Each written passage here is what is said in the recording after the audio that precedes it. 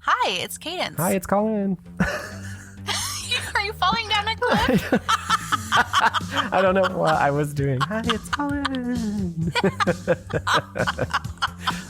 It's Colin. And we just were taking a moment to say that one of the cool things about starting this podcast, kind of an unexpected side effect, was finding a really cool community of like-minded pervs and weirdos like ourselves that have our very advanced and evolved sense of humor. So evolved. Such a mature humor we have. Oh, so mature. No, but what Cadence is saying, I agree with her. It's been so fun. And some of the people that have reached out to us have just like made our day by, it's not only cool to like have someone think you're funny or like your podcast, but have those people also be fellow podcasters that are also funny and cool. And we've been lucky enough that some of them have been so kind to either mention us on their podcast or to send us messages or to even write us reviews and tell us that they're enjoying it. And it's been so cool. It's been so cool. So we just wanted to give a quick shout out to some of our homeboys out there, our homeboy podcast that we really enjoy listening to. The homeboy just rolls right off the tongue. I don't know why I said all the time. I don't know why I said that. I don't know why I did that. Hello, my fellow teenagers. Hello. Okay, some of our really good friends. First off, the Gary Lee Show. You know, Gary Lee, if you're out there, if you're listening, you've been such a trooper. This one's for you, This one's for you, babe. Keep doing what you're doing. And then we have Bad Counsel Podcast, which is a hilarious podcast if you haven't checked them out. About 88 miles per hour. Oh, yeah, 88 miles per hour. We just started listening to one called Decaying with the Boys, which is pretty funny. It's like three guys that just kind of ramble about nothing, and you kind of just feel like you're in a living room talking to three dudes. Like, I know it's different than ours because we ramble about very important things, and it seems like rambling about nothing maybe not is maybe not something that we do here. We're a little bit more involved than that. And then obviously, we're kidding.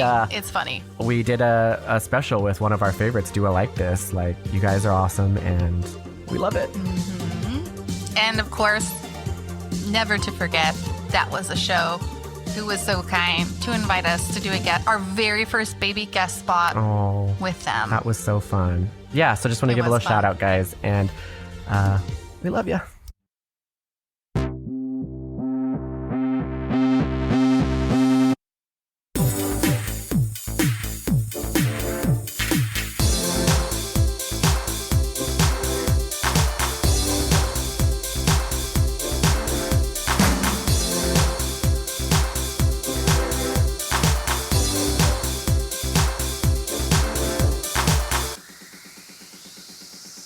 And welcome to episode 6 of season 2 of Be Watch Rewatch. Do you guys remember steroids? Katie, have you ever done steroids? Let's just get into it. Have you ever done steroids? Did you not remember my intense bodybuilding phase when I just was so beefed out? You had roid rage, and I remember you throwing chairs at me and being like, I will win. Yeah. No, I've never done We're steroids. a huge roid family. Love to do the roids. We do roids recreationally. Everyone else uses them for bodybuilding. And we're like, no, we only do roids for a good time. just to get to the hike the fastest. I feel like steroids were okay, well, if you guys couldn't guess, today's episode has a little bit to do with steroids. I feel like steroids were such a thing in the 90s. Like, it just was, you always... Maybe they're still as prevalent today. But... I mean, I think they are. I mean, but you gotta also remember there was like Jose Canseco and Mark McGuire, like all those guys. Well, that was my time. That's what I remember being young, and I remember Mark McGuire. Even like Lance Armstrong, he kept saying he wasn't using steroids, but when they finally tested him, he was. His whole little career, that was a sad one. Let me just take this moment to also appreciate that if you have not listened or watched the Bash Brothers special. Oh my God. Cadence loves this. She made me watch it 20 times. Once, guys, once. But it's, okay, let me just conceptually explain it to you. It's the Lonely Island, right? I do love Lonely Island. Love Lonely Yorma Island. Chacon, Akiva Schaffer, Andy Samberg, and they've all written and directed this conceptual visual album. From the perspective of Mark McGuire and Jose Canseco, in the late 80s while they were on steroids. And just conceptually, it's such a genius move. It's so good. And the whole thing is about their roid rage. And I just love it. Isn't there that one song, Kimono? I'm in my kimono or something? Oakland Nights, you mean? Silk robes and kimonos? Yes, silk robes and kimonos. Oh, the whole thing is It's actually really good. I didn't know anything about Jose Canseco or Mark McGuire.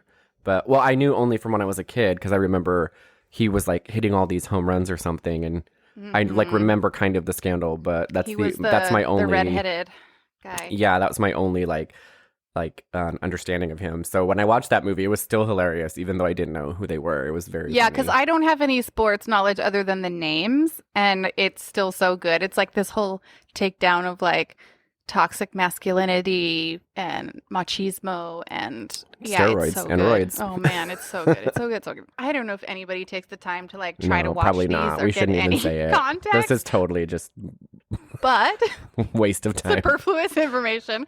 But if you do, the free episodes on Amazon Prime are mislabeled. Oh yeah, it's all over the place, you guys. We're giving you the right numbers when we say 7 and 8. It's not going to read those titles. Yeah, They're the titles all will say something so different, and it's been kind of weird because we're like, what is going on? Someone at Amazon Prime needs to get their Pacific Blue knowledge in order and figure out these darn titles. Guys.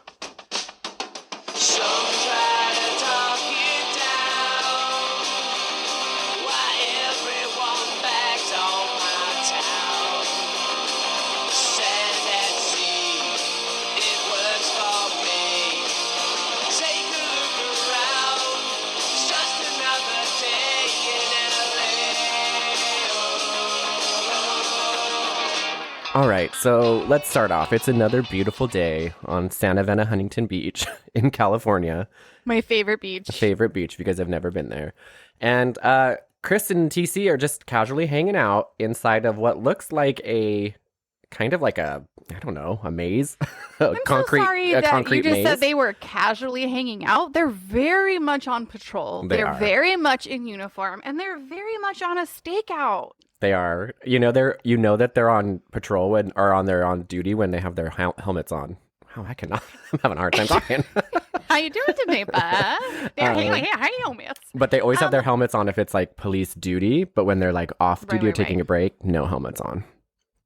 I mean, they just want to relax their heads. They want their scalps to breathe. Not a big deal. But also, she is losing patience because they have been staking out for a whole 2 hours and nothing has happened. And they are staking out, you guys, in the weirdest spot. I'm telling you, it's like a concrete maze. It's filled with graffiti and it's all concrete walls, like 9 feet tall. And they're in the corner looking at another corner. Like, I don't know. It's real weird. It's like, weird. Maybe they're in some sort of flood channel or something. I don't know. Man, does it stink here? I think this is bad. You should smell it after the storm. Well, guess what? After 2 hours, guess what happens? Right in front of them, maybe 50 feet. I've been waiting 2 hours. And then he's like, well, funny you should say that. 50 feet in front of them, a drug deal goes down. I'm handing you a bag of drugs. I am handing you a thing of money. Like, they are so... What's the word? Harkens back to it is the word. This harkens back to our pilot episode where Chris is the milk carton and she sees the drug deal go down in the elementary school block. She has a lot of luck with those drug deals. So needless to say, they chase down these hooligans, and TC and Chris, they are hopping over picnic tables, flipping over walls. It's just that classic beauty when it comes to bike chases. They put music behind it that's exciting and fast-paced to make it sound as though they're very fast moving. But really, if you broke this down and didn't have any music behind it, you just see guys running, and then you just see cops riding their bikes on tables. Very slowly behind them. Doesn't feel like this is the most efficient chase I've ever seen, but okay. And they catch the criminals, and instantly you're like, they have smack or heroin or whatever you want to call it. No, Chris says. Aren't you guys a little young to be buying smack? Smack. It comes from Minnesota all of a sudden. Hey guys, you silly gooses. But they pull out the drugs that they're using, and guess what? It was what we talked about earlier in our intro. It's not heroin. Steroids. It's roids. Steroids. And they're both like, what? Why are these people hustling steroids in this graffitied maze behind us? All the questions arise. At that moment, they realize, guys, I think we have a roid outbreak on the old Santa Monica Huntington. Santa Monica Veni. We got to figure out why everyone's roiding out. Oh, but they do have Muscle Beach there. If you guys have ever been to Venice Beach, they have Muscle Beach. I feel like you might be jumping ahead because we meet someone who spends her nights and days at Muscle Beach. Are you talking about, well, don't tell me her name. We just talked about it. What was her name? Meredith. Meridol. Annette? I was getting so close. I knew it. Annette. Meredith? Meridol? No, you were not getting closer. I'm so sorry to tell you. Annette, yes. You were not close. I was not close at all. But they do meet. So, like Cadence said, one of our main characters comes on for this episode. Her name is Annette, and she spends day and night at Muscle Beach. Let's... Should we back up a little bit? Are we jumping too far into it? Captain Palermo and his maybe girlfriend Sheila, and they're on a casual bike ride down Venice, Cunnington, Monica Beach. Did you just say Venice, Huntington Beach? No, I did not. I said Venice, Huntington, Monica Beach, Santa Monica, Venice Beach. So, also, they're not on a casual bike ride in any sense of the word. They're very much competing to see who can go the fastest. Yeah. Because like Cadence said, everything is like this weird couples competition in this episode. Mm-hmm. It's very strange. So they screech to a halt at the end of their fast-paced bike race. And Palermo sees someone getting out of a car and he's like... Doesn't she work for you? Yeah, that's Annette. She's got a towel and a toothbrush. What's she doing? Sleeping in her car, it looks like. Oh, come on, you don't win Miss Physique 3 times living in your car. You don't win Miss Physique 3 years in a row living out of your car. Sheila, like, well, spicy.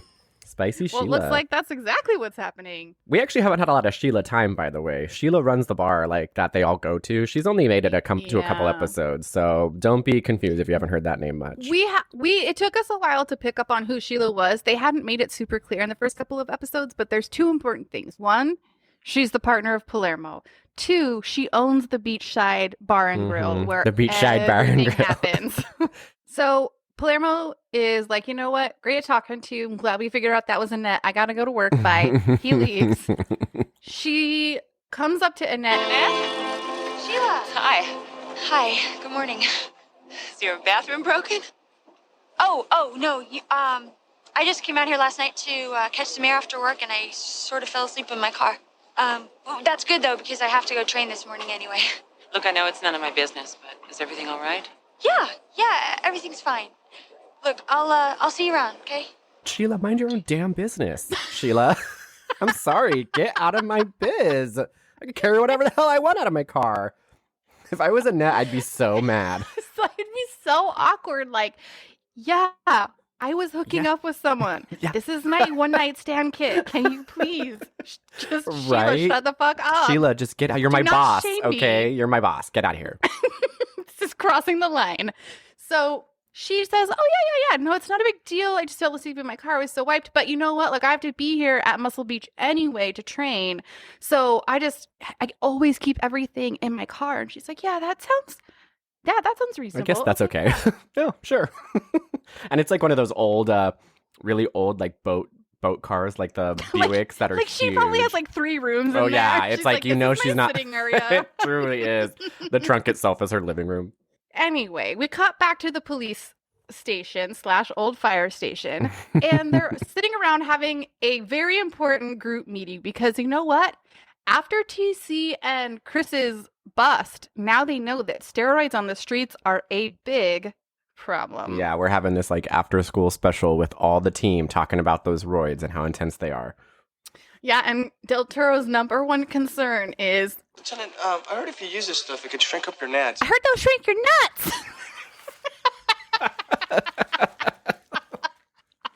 It's the best line. And Palermo's like listing all these things. He's like, it causes kidney failure, liver failure. But it shrinks your nuts. It's going to cause...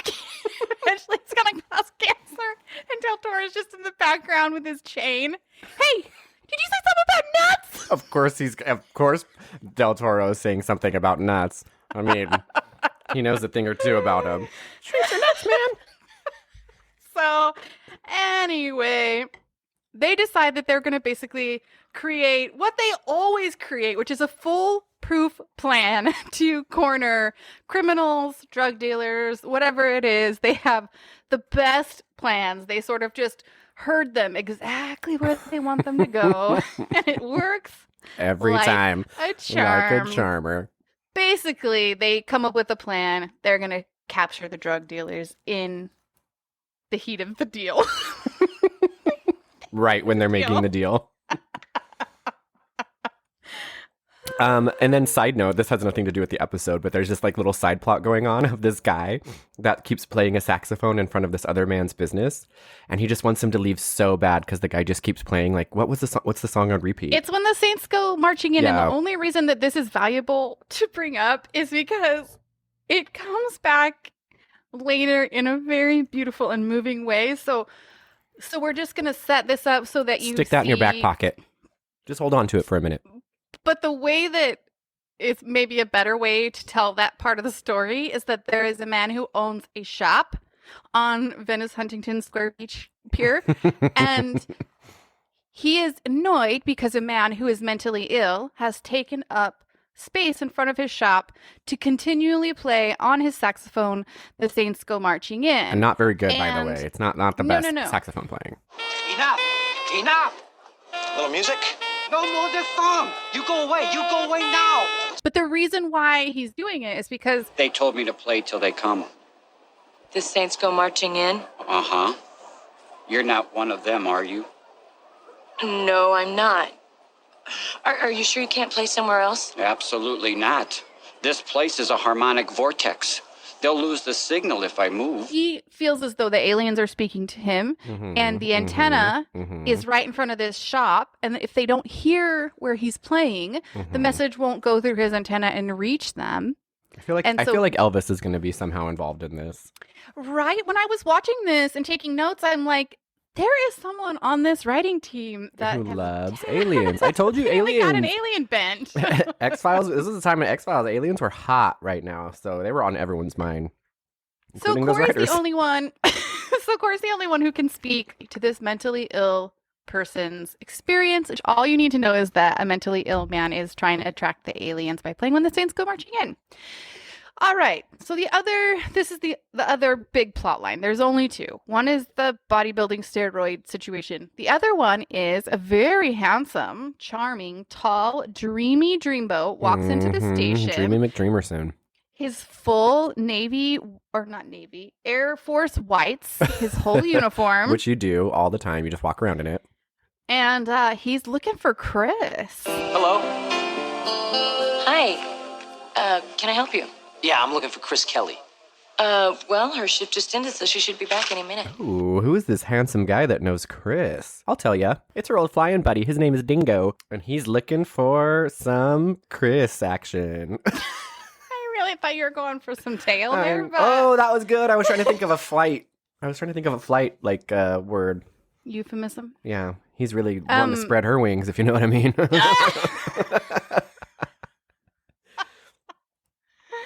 So TC is watching Chris and Dingo reunite. Dingo!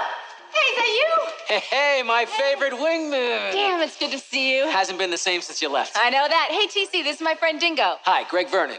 Dingo is just your call sign. I know. And he is not happy. Yeah, He's not happy. It's so weird. People can't like I don't know.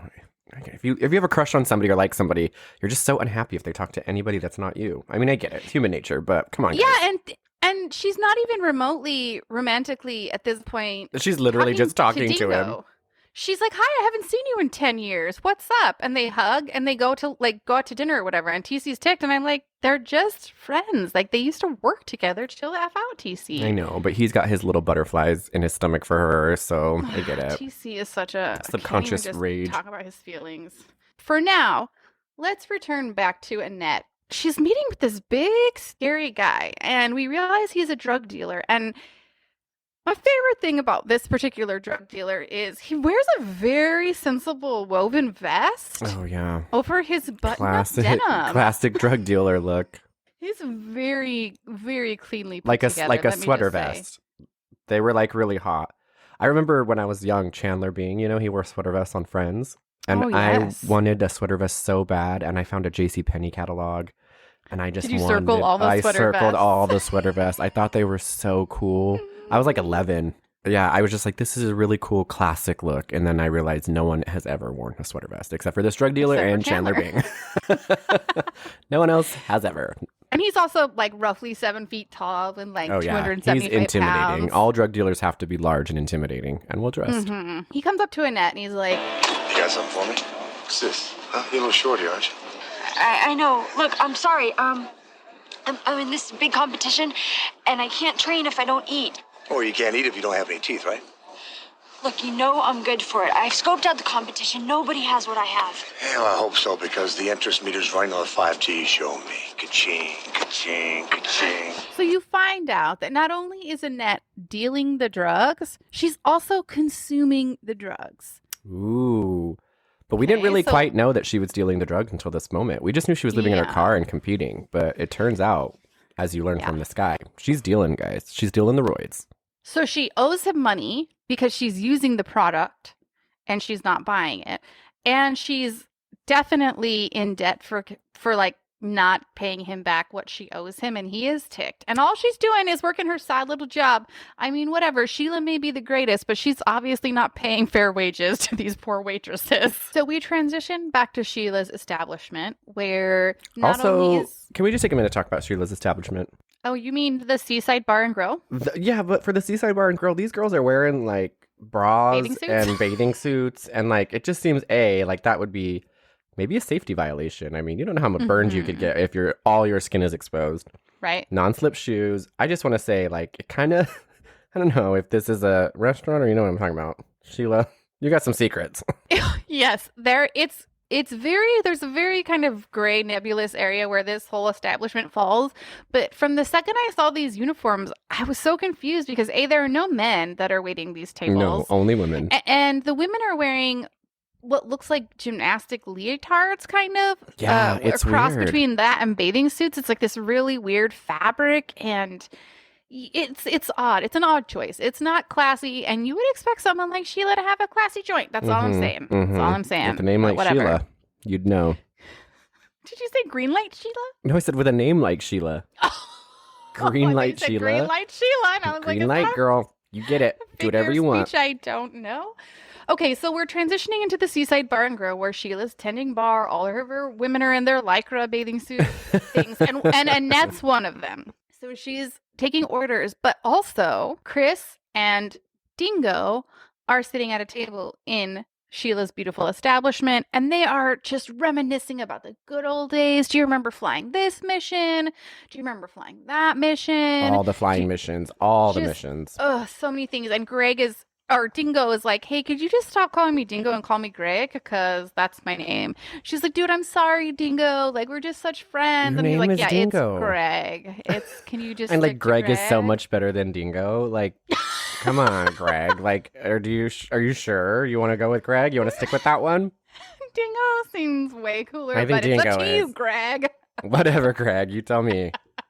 I would love to have a friend named Dingo. I know. I would never stop saying that name. They're kind of recalling all these things. He's also rubbing it in that he's gotten to fly like 1,000 more missions than Chris because Chris's eyesight went bad. And so half of it is like kind of bragging. Half of it is, reminiscing together. And then he's like, I keep remembering something.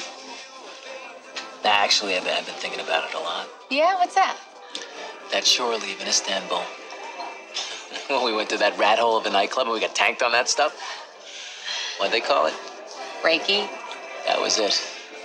And then in the alley afterwards. Yeah, well, we can't be responsible for that. I mean, that stuff's like jet fuel, right? Maybe. But I sure remember it, though. remember that night in Istanbul? When we got fucked up on Istanbul wine and just fucked. Okay, he didn't say it like that, but basically. Close. Close. Just in network And TV she's style. like, you know what? It's all a little foggy because of that Istanbul liquor. I mean, I kind of Oh. remember. Always Istanbul liquor. It gets ya.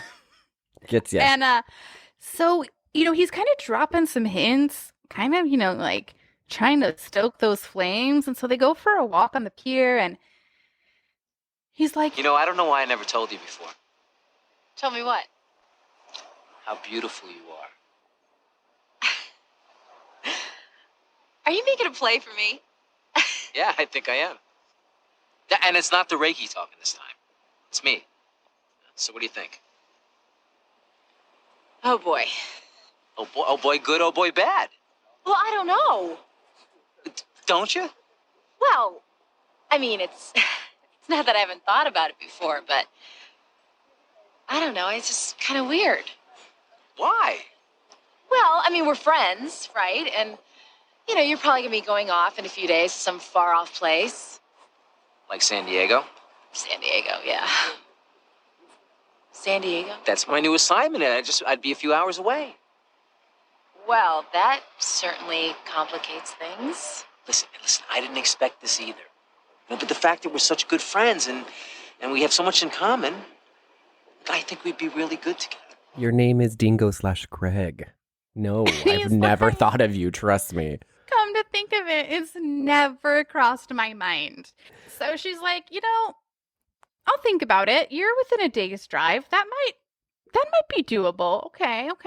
Also, you're a pilot. Just fly on down here. That's true. You could be here in 20 minutes. Yeah, land on top of our old firehouse/office space. I'm sure they have a helipad up there. They've really accommodated just about everyone up until this point. So Greg eventually kind of wears Chris down and kisses her, and she's like, you know what, this may not be so bad. Love being worn down. Just continually like, okay, fine. You know what? I'll just kiss you. We'll try to make this work. Just leave me alone. At this point, I just want you to stop talking. Right? Thanks, Greg. Back at the restaurant where Sheila and Annette are, Annette has been serving her customers all night, and she's getting more and more agitated. One could say filled with rage. Those roids are getting to her. She's having a little hard time holding it together. She really, really is. And Sheila sees this unraveling very quickly, and she's like, What is wrong with you? I had it covered. It didn't seem that way to me. The guy is a jerk. Annette, you've been short-tempered with everyone for a week. Now, do you want to tell me what's going on? Okay, I'm sorry. Look, I've been dieting for this contest, and it's just made me a little grumpy, that's all. Grumpy? Annette, you're out of control. Sheila, it was no big deal. It won't happen again, okay? I promise. Okay. dude, Annette, what is going on with you? Our customers are terrified right now. You're like hulking out on everybody. Literally just Hulk smashing everybody if they have one little baby complaint. They're like, excuse me, could you get me some ice? And she's like, she breaks the beer bottle. Yes, she's just like totally bull in a china shop right now, Annette. Sheila also believes that she sleeps in her car. So I don't know, give her some money for a hotel room, Sheila. Be a good, decent boss. You know she's going back to her sleep in her car.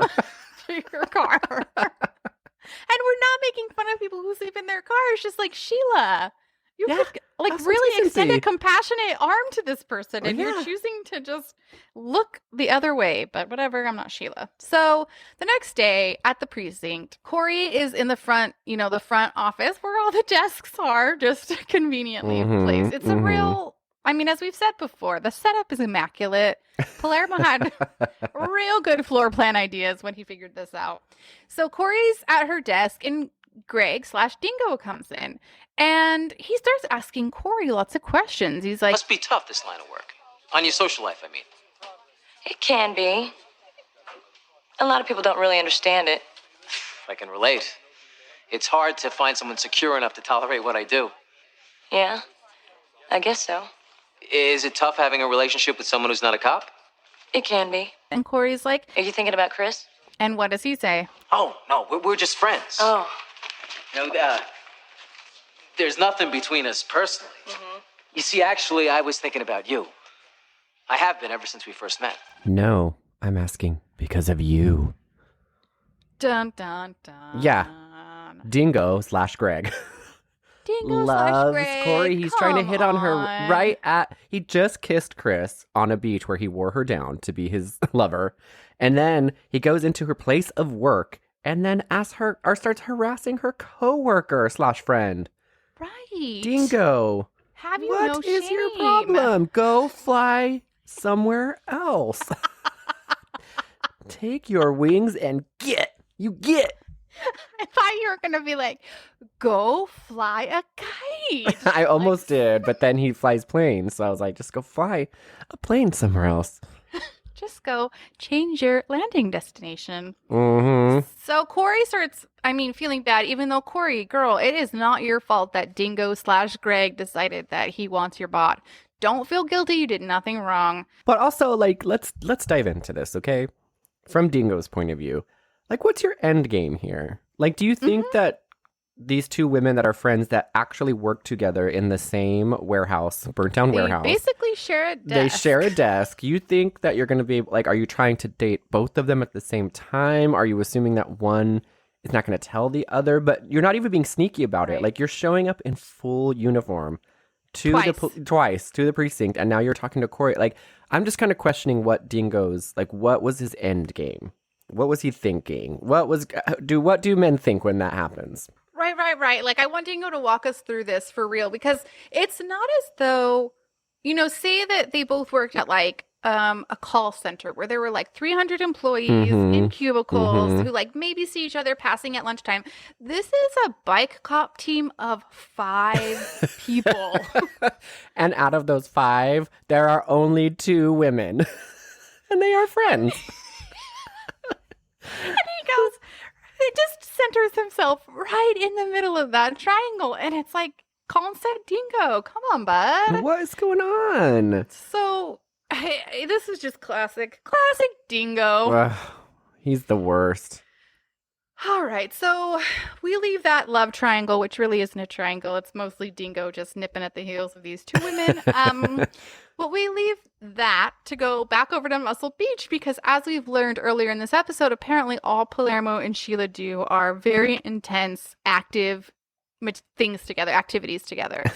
Bodybuilding, bike racing, runs, marathons, so on and so forth. And they so happen to work out at Muscle Beach, which, like I said earlier in the episode, if anybody's been to Venice Beach, you see Muscle Beach, and it's like, it's not, people don't go to work out there. It's not like a 24-hour fitness. Like, it's clearly like a, what do you call it? Like a staple. At Muscle Beach. Yeah, like I have a membership at, like, no, it's like really hardcore bodybuilders, and they go as like, it's like something to see. But Palermo and Sheila are just casually working out like it's their daily gym.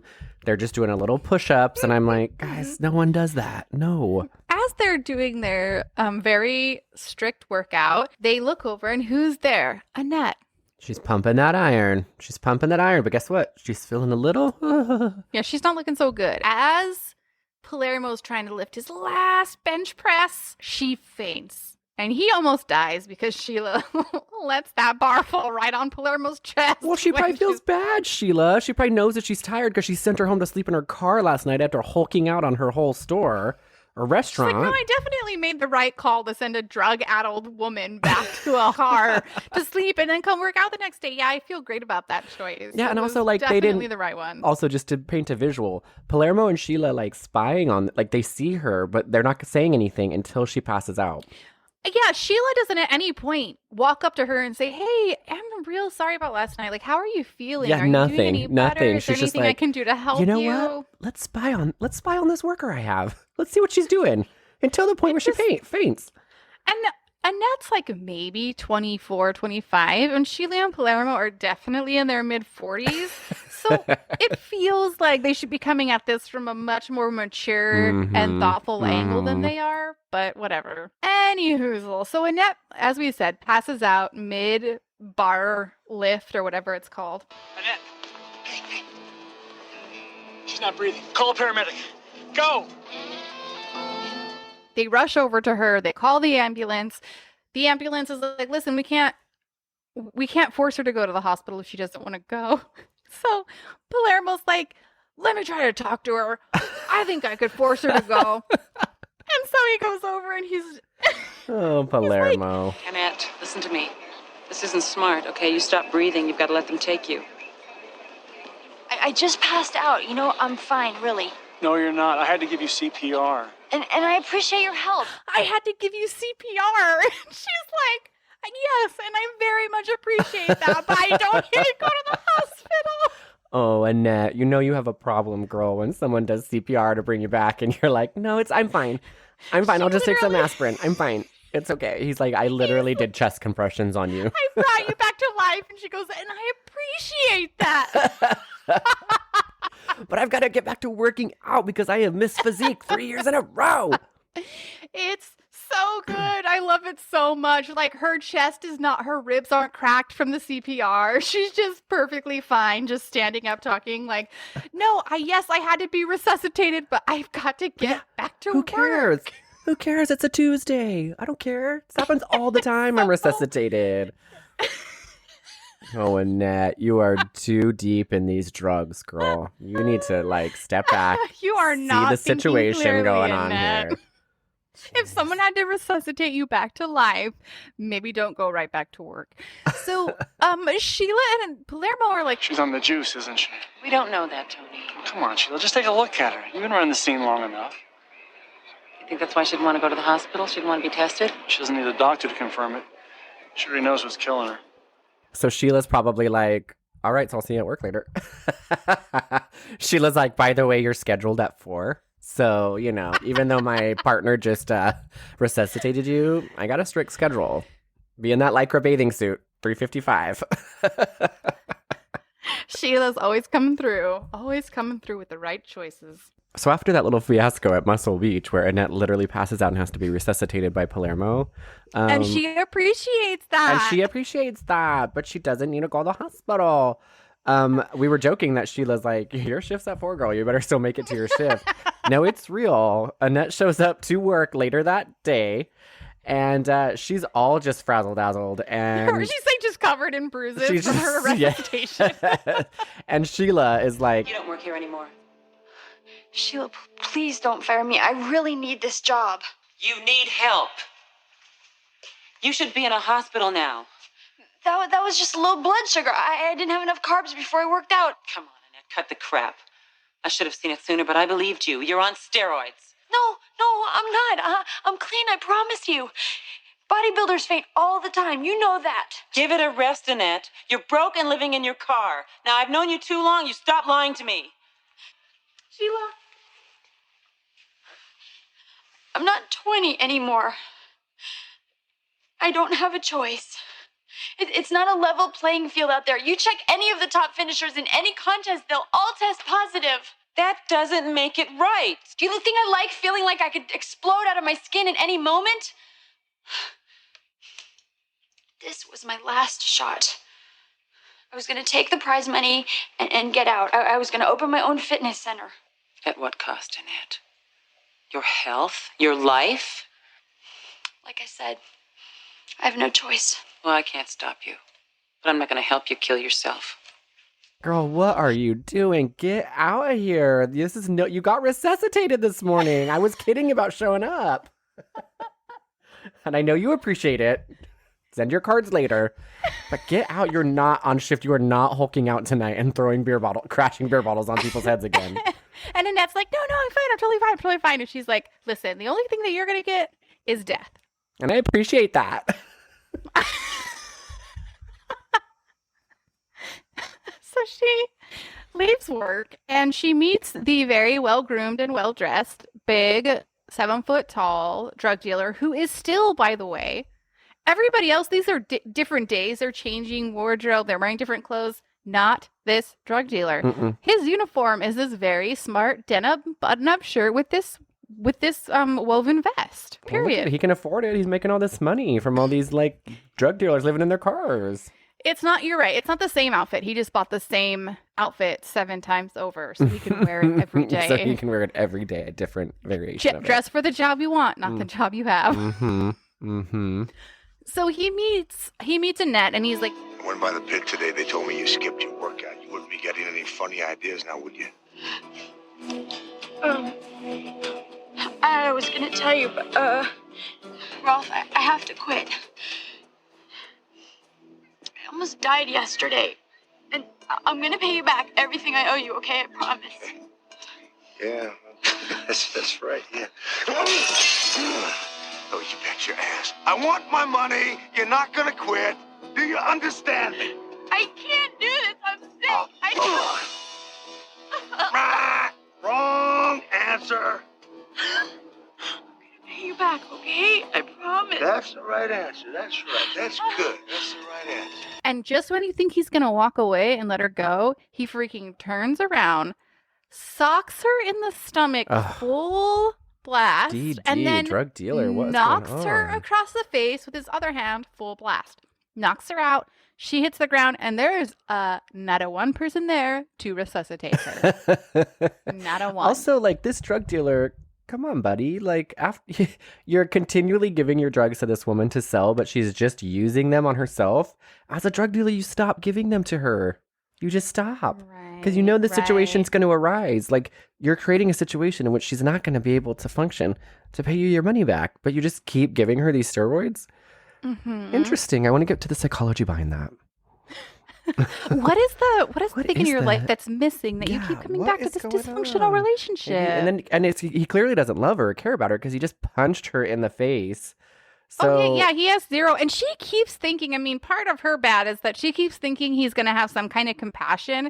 Like at this point, she literally tells him, listen, I'm not going to be able to do this anymore. Like I almost died yesterday. And he's like, I did not ask what happened to you yesterday. Yeah, I don't give a shit about your life story, Annette. And she keeps thinking like he's going to feel sorry for her if she cries or something. And he's like, absolutely not. But I will punch you.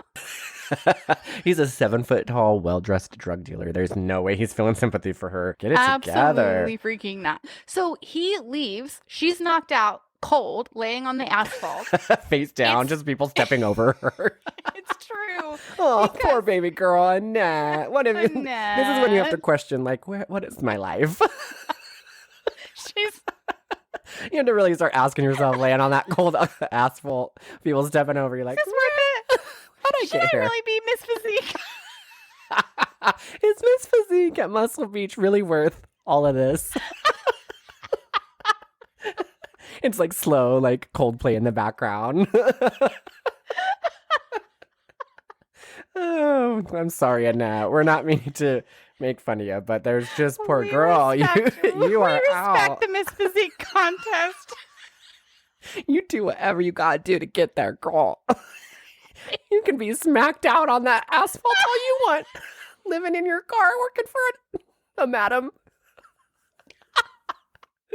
Oh, I'm sorry. Whatever it takes to get that dream. Whatever it takes to get your Miss Physique dream 4 years in a row. you Because can you've have already your won it picture 3 on- times. So, do you really need it that 4th time? You know what? You do whatever you want to do. That's such a good point because it's like if she had never won it before, then like maybe No, she had won it 3 times. Maybe it would be worth it. No. Oh my Oh my god, I can't breathe. I'm sorry, Annette. She's probably not feeling the best. I'll pass out on that asphalt. She's like, the 3rd time was not a charm. Homegirl has been resuscitated. She passed out today. She's been resuscitated. She's been yelled at, sent home, and punched. She gets knocked out, and she's ass up, face down on the asphalt while people are walking over her. She's had a really rough day. And I appreciate that. But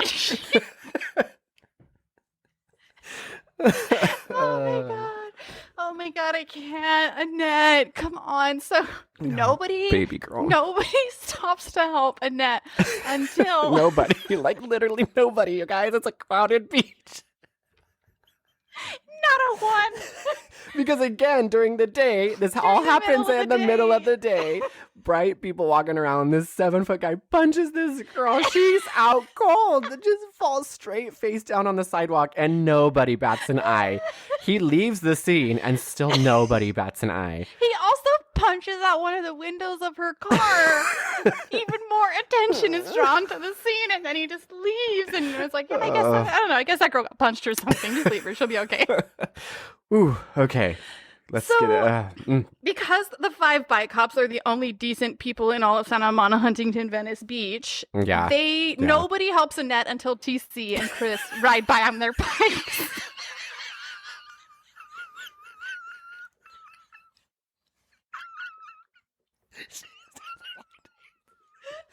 She's down there for hours. I'm sorry. That is not a funny situation in real life, but this is a show. We are making fun of the show, not of this situation. But she was down there for hours, just in this.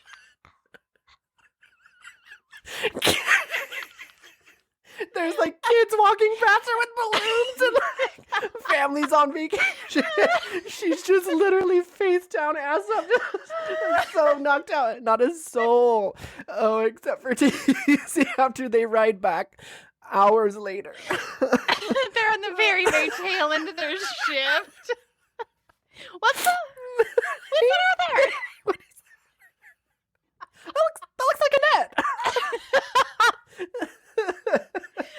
Does she need to be resuscitated again? Oh, that Annette. Classic Annette. Classic Annette. Can't take that girl anywhere without getting knocked out on the street. Oh, God. Oh my Okay, God. so yes, TC and Chris, Oh my God. I they can't do ride breathe. by at the end of their shift after Annette's been knocked out for hours, and they help her get up and live her life, and she appreciates that. Well, at this point, she does not have a choice. They call the ambulance, and because she's still unconscious, they take her to the hospital because she can't argue. Fix some room, thank you. Wow. Somebody did her real nasty. Dispatch, we need an ambulance in the pier parking lot and a Superba. Oh, But when she wakes up, I'm sure she's going to appreciate that. she'll be out. That's when she'll really start rethinking again. So she's been taken against, well, I'm not going to say against her will because she's not conscious, but she's been Yeah. transported to Annette the is in a better hospital. place. Let's just hope that Annette's getting the help she needs, okay? Oh, man. Bless you, Annette. So everybody is wanting to fight this on Annette's behalf because this guy, man, you just do not go Yeah. around dealing roids and punching ladies. That is not Yeah, acceptable and in you're Bennington, just- Huntington, Sonoma Beach. Exactly. They are mad. This is like a vendetta at this point. That's the guy we saw selling to those two kids. His name's Rolf Agadas. He used to compete on the bodybuilding circuit before being tossed off for selling anabolic steroids. I mean, he was stupid enough to get caught. Yeah, those competitions aren't exactly the natural path to health and fitness. The guy's bad news. He has 2 priors for assault, both on women. Real hero. Sheila caught him dealing 6 months ago and threw him out of her place. She thinks he's Annette's connection. Can we talk to her? Afraid not. She's in a coma. So we can't get him for the assault. Let's just nail the guy for selling to those two kids. Now, not enough quantity. I want this guy to do some serious jail time. Hey, he likes to cater to women. How about if I'm a new customer? Oh, no way. No way. He saw both of us chasing him in the graffiti pit. I was in full cop gear, helmet, sunglasses, and my own mother wouldn't even know me. There's a point. I don't know. Don't worry, TC. I clean up real well. You wouldn't even recognize me. All right. I want you to be careful on this, okay? The guy has 2 strikes already. He has nothing to lose by taking you down. So they set up a sting operation, and let's just say that whenever these 5 work together for a sting operation, it always ends exactly the way they want it to. It's like a freaking moth to a flame. Mm-hmm. That Pacific Blue team gets it every time. Every time. There's a reason. There's a reason only 5 of them are needed for the entire region. All right, Chris is going to make the buy. She's wearing a one-way wire so she can't hear us. We'll watch her back. Good. You and Corey take everything to the south. TC and I will cover the north. Okay, remember, guys. Corey, Chris, remember, no heroics. This guy is dangerous. I know, I've seen his work. Okay, we're going to be close. Just make the buy. We'll move in. We'll all take him down. Great. Let's do it. She's going to be a woman who's in desperate need of roids. Mm-hmm. And she's going to meet our very well-dressed, vested drug dealer underneath the pier. And of course, TC and Palermo are going to be listening on their headphones. And if this drug dealer was smart, like in any way, shape, or form, he would recognize that he's never seen this woman before, ever. And he doesn't know why she needs the roids so bad, because I'm sure he's got a tab on the physique competitions. So Yeah, he would be probably like, scopes you them out. know, who are you? And why all of a sudden do you need roids so bad under a What blew pier? you into town, little lady? Just saying, if smart, well-dressed, tall, scary drug dealer would have done his research, he would have known something's fishy about this. But Especially you because know he's what? like running the whole roid empire. Yeah, he's running the whole roid empire. He would know. But whatever. Chris is just so good at her job that she actually just tricks him so bad. I mean, she delivers her lines flawlessly. So hand it to Chris. You, Rolf? Who the hell are you? I'm Chris. Feel as though you could get me some juice. I'm really in a bind. I need this stuff. You a cop? Close. You're a smart guy. What are you saying? Fireman. At least I will be if I pass this physical. It's a real bear, and I only got 2 months left. I figured this is the only way out. What do you need? What do you got? As soon as the transaction has taken place and the money has exchanged hands. Of course, TC and Palermo come out of nowhere, but because this guy is humongous, he's the actual Hulk. Just starts body slamming them left and right, and then he'll get up and be like, come on, ladies, come get me. And then they'll run at him again. He'll slam him again. It's this whole comical, like, WWF scene. Oh, it is pure Hulk Hogan, like 80s wrestling. It's so good. Yeah, in the sand. And so at the very last minute, Palermo and TC each jump on one arm of the guy on each side. And Chris comes from the front and she kicks him in the nuts. Oh, nice shot. Just gotta know where to pick your spots. And that's what brings him down, guys. And he does the full Three Stooges, cross eyes, yeah, thing. like Falls to his yes, face. that's always. I liked your sound effects. Well, I was like, "Arr," but that was like if you see someone hot. But you know what I mean? Like he did full cross eyes, face out. You know, yes, tongue out, face. You get it. Whatever. I'm sure they'll never again experience steroids on the beach. I'm sure it's totally taken care of. I'm sure they wrapped up the problem. There's not from this day forward, not one steroid was ever sold on Santa Ana, Munnington, Vena Beach. The last thing that happens that's of import is that Greg/Dingo tries one last time, and he and Chris are having sort of like a romantic evening because she's kind of been worn down, as we've said, by him. And he's laying the moves on thick. What do you say we start over again, huh? Okay, well, let's just take it slow this time, okay? Okay, we'll take it slow. Only the thing is... What? I'm leaving tomorrow. And I don't know when I can see you again. And you're not gonna wait, are you? Guilty. You're just way too hot for that. And he's like, hey, do you want to have sex with me? Because you're really hot. And I mean, I guess we like each other now. And she's like, you know what? I don't feel like I'm ready for that. And he's like, but I'm going to be in San Diego soon. Chris. So, I mean, you should sleep with me now because I don't know when I'll be back. And he's like, I mean, I don't really want to sleep with you, Dingo. But can you just wait? Like you said you were gonna be nearby in San Diego, so I'm sure like on the next date. And he's like, no, I don't think we should wait. And he just turns into full on like high school jock. Well, maybe he was on the roids too. Hey, why so cold? Oh, save it, Greg. Did you suddenly forget who I am? Well, what are you talking about, Chris? The leaving tomorrow and tonight's our last chance rap. You used to brag to me about it, how it never failed with the fluff back when we were buddies, remember? You know what? I think you better leave. Fine. Forget it. I don't need this. She's basically like, you were using me for sex. You were never even going to come back from San Diego. No. Don't even try. No. So she sends him on his way. And Corey's like, I'm so glad you said that because he's a tried pig to hit on me. Yeah, he comes into your office, your desk, which is facing mine, and starts talking to me about hooking up. And Chris is like, oh, geez. I really wish I would have said something sooner, but at least I didn't end up sleeping with Dingo. Good call. And then they like kind of high five, and it's like, yeah. So the whole reason we brought up the saxophone way early on in the episode we have to wrap, but let's bring it full circle with that saxophone. Is because we hear this very soulful, jazzy rendition. They give high fives. They're like, yay, we got over this gross guy, and we conquered ends. men. Yeah, conquered and men, steroids, drug dealers, all in one. High five, freeze frame, and then it kind of drifts out to the sunset over a beach. And you hear this very soulful, jazzy rendition of "Do the Saints Go Marching In."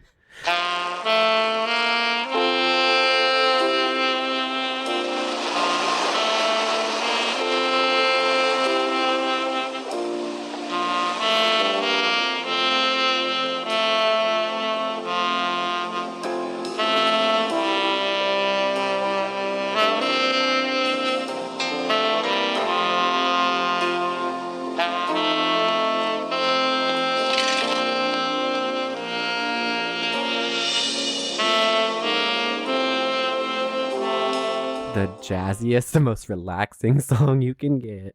It's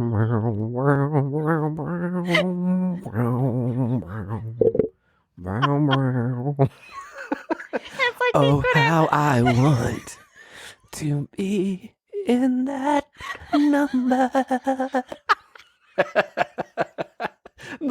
The dumbest song, but it's they make it so soulful. Like you get emotional. You get emotional seeing this like, sunset.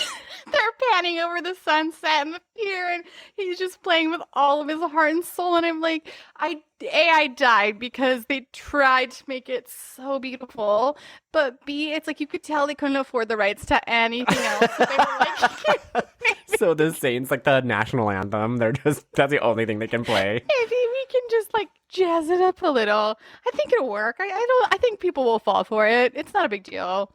But that ends our saga. Well, at the very end, Corey's like, oh, the reason he's out here serenading everyone on the beach is because I told him that this is where the mothership picked me up once. Oh, Corey. I love it. And by the way, since he's under the pier, all the joggers that are running by are leaving him money. So it also ends up being lucrative for him as well. Corey she's just real. I love Corey. She's underrated. I want to see more Del Toro. I want to see more Corey. Because Del Toro's only part in this whole episode was shrinks your balls. That's the only thing he was there for. Oh, Del Toro, bless your heart. But he does show up, oh my God, in a big way in the future. And I can't wait for you to see it. Don't you know that girl? And she's like, yeah, that's Annette. She works for me. And he's like, she's living in her car. And she's like, oh no, you can't win Miss Physique 3 years in a row. Oh my gosh, live in your car. You are so all over the place. We have to do the whole intro. No.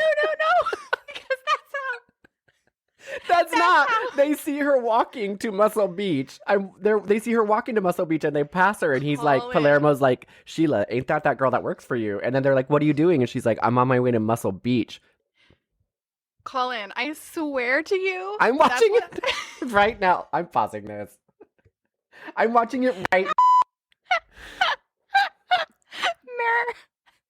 Maridol has not made her entrance yet. So what Colin's trying to say is that Palermo and his partner Sheila are beautiful having name. I love the name Sheila.